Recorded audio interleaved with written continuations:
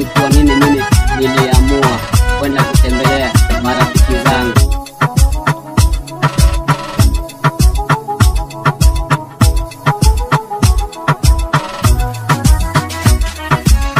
Wacha mimi niseme ukweli, kila siku kweli mimi najiuliza zangu, ni kwa nini mimi niliamua kwenda kutembelea marafiki zangu. Hata kwenye mimi nilifika hivi mali kuna marafiki wangu kweli, wale nilikuwa mimi na waamini wao ndio marafiki wangu wa dhati, kumbe wao sio marafiki zangu, wao tu ni wa mafisi. Wacheni basi mimi niseme ukweli, hakuna kitu kweli hii mlinifanyia penye nilifika. Karibu na nyinyi ndio muweze kweli kunisaidia, bila hivyo God alinisikia mimi.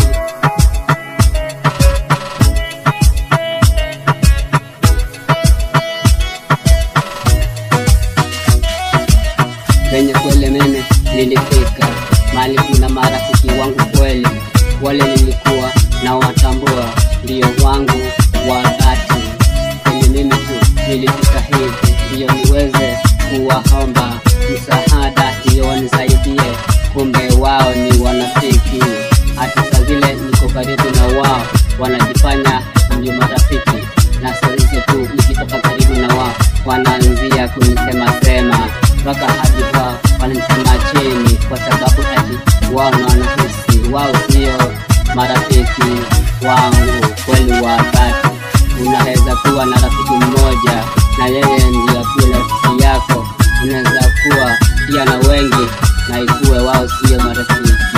Katikati yao kume wawili, mmoja tu ndio rafiki yako. Kwa hivyo acha mimi kuambia ukweli,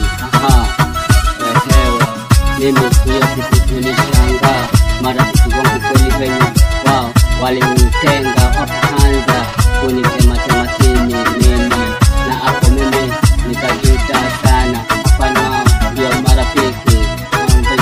Mimi kweli nilikuwa na uamini, basi venye nilifika hivi tu karibu na wao wakaanza kujifanya ati mimi ni rafiki yao, lakini venye niliondoka ati kule wakaanzia kunisema mimi mpaka hadi wakanitema chini.